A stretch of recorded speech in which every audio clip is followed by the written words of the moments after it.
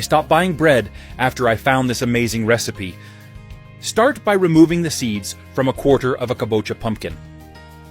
Then peel all of it and cut it into smaller pieces.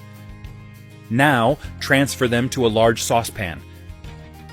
Add a cinnamon stick, enough water to cover them. Turn on the heat at high power and let them cook for 15 minutes. After this indicated time, the pumpkin has already cooked through. Fill half of a 240 milliliter cup with this cooking water and remove the pumpkin pieces from the water.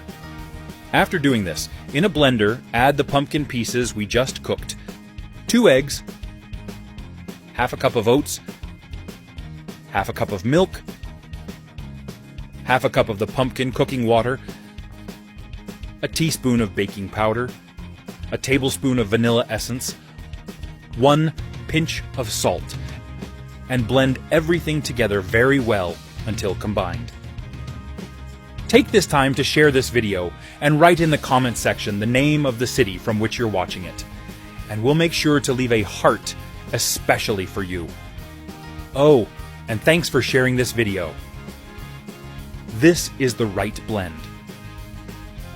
Now, in a large skillet over medium to low heat, add half a teaspoon of unsalted butter and stir until melted. Then add some of the mixture we made earlier and fry until golden on both sides. Have you got that recipe app? It's already available for download. With this app, you'll have access to all our recipes in the palm of your hands, and you'll get notified every time we upload a new recipe. In addition to all that, you'll also have access to an exclusive area in which you can bookmark your favorite recipes. Go to the App Store or Play Store now. Type that recipe and download it. This is the right point. Repeat this process with all the mixture. I hope you're enjoying the recipe. Share it with your friends. By doing so, you'll be helping us go even further.